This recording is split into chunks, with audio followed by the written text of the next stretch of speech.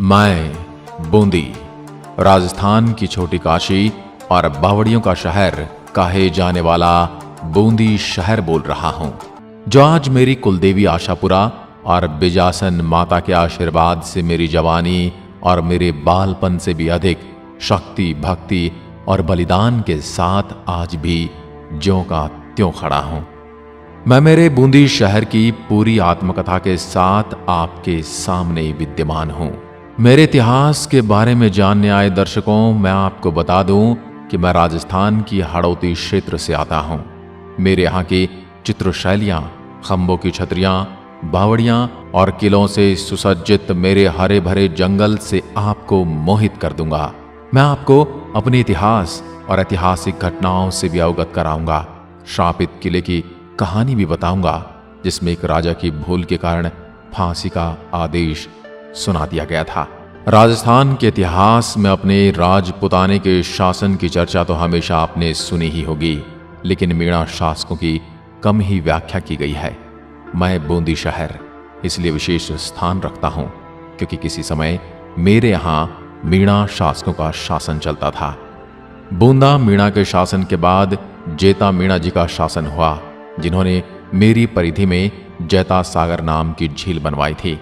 लेकिन 13वीं सदी में हाड़ा चौहानों ने राव देवा के नेतृत्व में बूंदी पर अपना शासन मजबूत कर लिया और बूंदी पर हाड़ा चौहान वंश का उदय हुआ।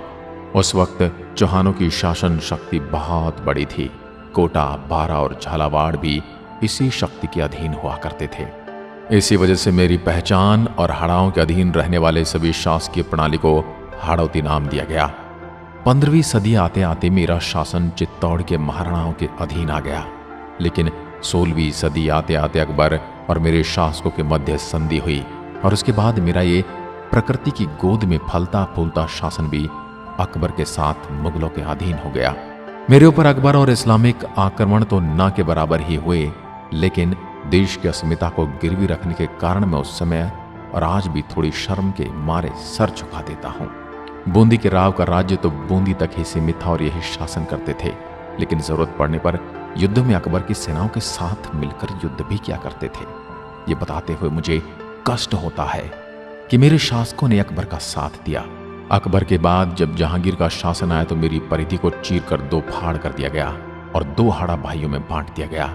एक भाई को कोटा रियासत मिली और दूसरे भाई को बूंदी रियासत का कार्यभार मिला, जिनका नाम था राव राजा अनिरुद्ध सिंह। उनके शासन में मैं फलने फूलने लगा। मित्रों, मेरी परिधि के अंदर मौजूद 84 खंभों की छतरी राजा अनिरुद्ध सिंह के द्वारा ही अपनी दाई मां की याद में बनाई गई और उनकी विधवा पत्नी ने विश्वविख्यात बावड़ी का निर्माण करवाया। तारागढ़ किले में मौजूद राव राजा अनिरुद्ध सिंह जी का खूबसूरत महल भी इन्होंने ही निर्माण करवाया था और 17वीं सदी में मेरी चित्रकला के मामले में विश्व में छवि बने, जो आज भी आप महलों और अन्य प्रकार की दीवारों पर टंगे देख सकते हैं। फिर 18वीं सदी आते आते मेरे सुंदर शहर को जैसे किसी की नजर लग गई। मुगलों से करीबी के कारण मेरे शासन पर मराठाओं की नजर हमेशा टेढ़ी रहती थी। उसका कारण यह था कि कभी भी युद्ध में सहायता के लिए मुगलों के साथ बूंदी को शासन प्रणाली को देना पड़ता था। बूंदी और मराठाओं के बीच कई बार भयंकर युद्ध हुए। बूंदी राजस्थान का सबसे पहला शासन था जहां पर मराठाओं ने आक्रमण किया था। अपने स्टैटिक लोकेशन की वजह से कई युद्ध झेलने पड़े। ताबड़तोड़ हमलों और भयंकर युद्ध का गवाह रहा मैं आज भी ज्यों का त्यों खड़ा हूं। फिर समय गुजरते देर न लगी। जनता के भारी दबाव और नाराजगी के बावजूद मेरे शासकों ने अंग्रेजों से संधि कर ली और मेरे शासकों ने एक बार फिर फिरंगियों की गुलामी स्वीकार कर ली। फिर समय आया 1923 का और मेरी जनता के द्वारा अंग्रेजों के विरुद्ध के साहसिक और भयंकर विरोध रूपी बूंदी किसान आंदोलन हुआ। जिस आंदोलन के दौरान 2 अप्रैल 1923 को हुए हाबी कांड ने पूरे देश में हो रहे अंग्रेजों के विरोध आंदोलन में आग में घी जैसा काम किया। मैं उस दिन खून के आंसू रोने लगा, क्योंकि आंदोलन में झंडा गीत गा रहे क्रांतिकारियों और आंदोलनकारियों पर गोलियां चलाई गई, जिसमें नानक भील शहीद हुए। फिर आया सन 1947। भारत स्वतंत्र हुआ और राज्यों और शासन को भारत में शामिल किया जाने लगा। कई रियासतों में बसे इस राज्य को राजस्थान राज्य बनाया गया और तारीख आई 24 मार्च 1948। उस दिन मुझे और मेरे पूरे शासन को राजस्थान में शामिल कर लिया गया और खूबसूरत नक्काशी से बनी बावड़ियों का यह शहर बन गया राजस्थान का बूंदी जिला। मेरे जिले की सीमाएं मिलती हैं चित्तौड़गढ़, टोंक, कोटा और भीलवाड़ा से। टाइगर यानी चीता को अपनी आंखों से देखने के शौकीन मुझे देखने जरूर आए। मेरे यहाँ मौजूद है Ranthambore tiger reserve, Mukundra tiger reserve, Ramgarh Vishdhari, Chambal घड़ियाल एवं ज्वार सागर अभ्यारण्य। कजली तीज के रंगारंग महोत्सव के साथ यहाँ पर साल में 3 बार बिजासन माता का मेला लगता है। इसमें दूर दराज के गांवों और पड़ोसी झीलों के लोग आते हैं। मेरे यहाँ के उम्मीद सिंह शासन की एक कहानी प्रचलित है, उसको मैं सुनाता हूँ। एक बार किसी कारण से राजा अनिरुद्ध सिंह को दिल्ली जाना पड़ा और उनको बीच रास्ते में यात्रा के दौरान धन की कमी महसूस हुई, तो उन्होंने अपने दीवान से धन को भिजवाने की सूचना भेजी। दीवान ने मन में गहरी मंत्रणा करने के बाद कुछ बांस की लकड़ियां मंगाई गई। उसके बाद उनको खोखला किया गया और फिर उन बांस की लकड़ियों में सोने के सिक्के डलवा दिए और ये बात गुप्त रखी ताकि धन को ले जाते समय चोरी ना हो जाए। उसके बाद उन बांस की लकड़ियों को राजा उम्मीद सिंह के पास ले जाया गया। राजा उम्मीद सिंह अपने दीवान के दिमाग को समझ नहीं पाया और बांस की उन लकड़ियों को देखकर आग बबूला उठा। उसने फौरन बाद उन्हें फांसी का आदेश अपने दीवान के लिए सुना दिया। राजा उम्मीद सिंह को पूरे मामले को समझने में देर हो गई। तब तक समझ आया तब तक दीवान को फांसी दे दी गई थी और उनकी विधवा पत्नी से सतियों की रीति निभाते हुए सती हो गई। लेकिन जाते जाते उस सती स्त्री ने श्राप दिया था कि वो श्राप आप भी तारागढ़ किले पर अपनी छाया दिखाता है। इस कहानी में कितनी सत्यता है मैं जानता हूं, लेकिन मैं बता नहीं सकता क्योंकि मुझे वही बताना होता है जो समाज सुनना चाहता है या समाज में चलता है। मेरे यहाँ घूमने और प्रकृति का आनंद लेने के लिए बहुत जगह हैं। उनमें प्रमुख हैं सुख महल, शारबाग, रानी जी की बावड़ी, दबईन कुंड, नगर सागर कुंड, तारागढ़ किला, 84 पिलर, सोनेटॉफ, जैत सागर झील, नवल सागर झील, कनक सागर झील, रामगढ़ विषधारी वन्यजीव अभ्यारण्य, फूल सागर, गढ़ पैलेस, बादल महल, हाथी पोल, चित्र महल। मैं बूंदी। मेरे नाम को लेकर इतिहासकारों में मतभेद है।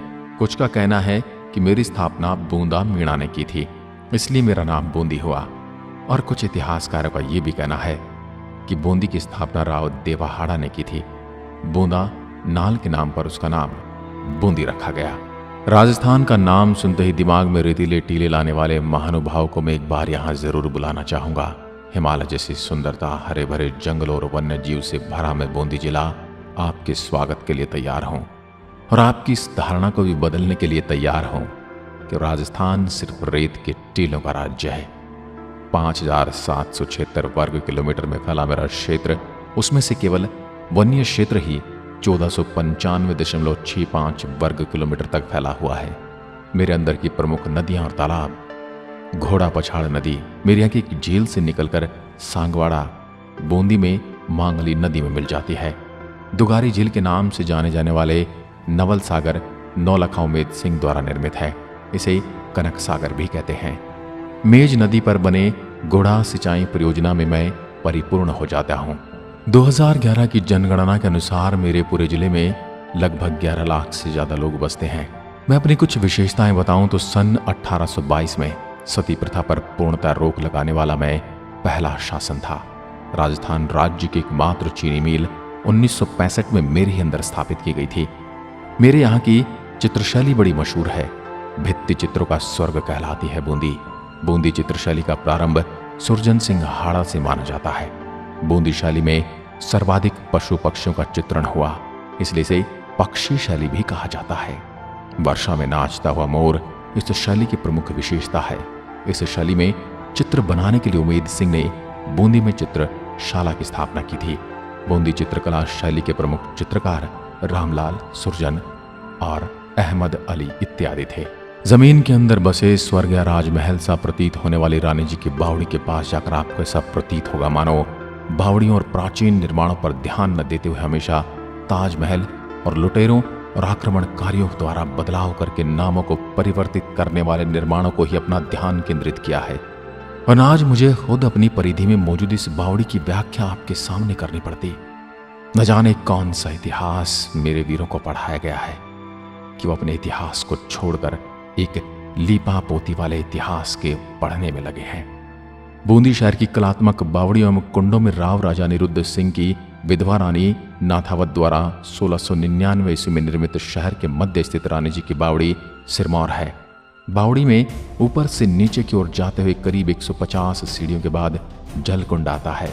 स्थापत्य, मूर्ति, शिल्प, बनावट, सीढ़ियां, मध्य में बना हाथियों का तोरण द्वार, ऊपर बनी छतरियां तथा दीवारों में बने देवी देवताओं की मूर्तियां बावड़ी की विशेषताएं हैं। शहर में और भी कई बावड़ियां बनी हैं। 84 खंभों की छतरी। बूंदी के पर्यटक स्थलों में 84 खंभों की छतरी स्मारक दर्शनीय है। बूंदी में ही देवपुरा के समीप स्थित कलात्मक छतरी का निर्माण 1684 ईस्वी में धाबई देव की स्मृति में करवाया गया था। देवा राव राजा अनिरुद्ध शाह का धाबई था। 3 मंजिल की छतरी 84 खंभों पर बनी है एवं स्थापत्य कला का दर्शनीय नमूना है। तारागढ़ का तिलिस्मी किला। सन 1354 ईस्वी राव बरसिंह ने इसका निर्माण करवाया। ये दुर्ग 1426 फीट ऊंची पहाड़ी पर स्थित है। इस दुर्ग का एक नक्शा सिटी पैलेस जयपुर में रखा हुआ है। इस दुर्ग में एकमात्र भीम बुर्ज स्थित है। तारे के आकार में बने इस किले को तारागढ़ इसलिए इसका नाम पड़ा। मेरी यात्रा करने वालों के लिए सबसे नजदीकी एयरपोर्ट कोटा में स्थित है। कोटा से रोड के माध्यम से यात्रा करने पर कोटा से मेरी दूरी लगभग 40 किलोमीटर है। वहीं जयपुर से मेरी दूरी लगभग 220 किलोमीटर पड़ती है। देश की राजधानी दिल्ली से मेरी दूरी 487 किलोमीटर है। वहीं उदयपुर से मेरी दूरी 264 किलोमीटर पड़ती है। बहुत से शहरों से मेरे शहर के लिए सीधी ट्रेन उपलब्ध है, परंतु अगर आपको सीधे बूंदी के लिए ट्रेन नहीं मिले तो आप कोटा तक ट्रेन से सफर करके कोटा से बूंदी रोड के माध्यम से आ सकते हैं। मैं बूंदी आपका स्वागत करता हूं। अपनी पलकें बिछाएं। अगर जानकारी में कोई कमी या कोई स्थान छूट गया है तो हमें कमेंट करके जरूर बताएं, ताकि अगली बार पूरी जानकारी के साथ मैं फिर से हाजिर हो पाऊं। ऐसे ही सदा खुश रहिए, प्रसन्न रहिए, स्वस्थ रहिए। एक बार फिर मिलते हैं एक और ऐसी ही ऐतिहासिक नगरी के साथ। तब तक के लिए नमस्कार। जय हिंद, जय भारत।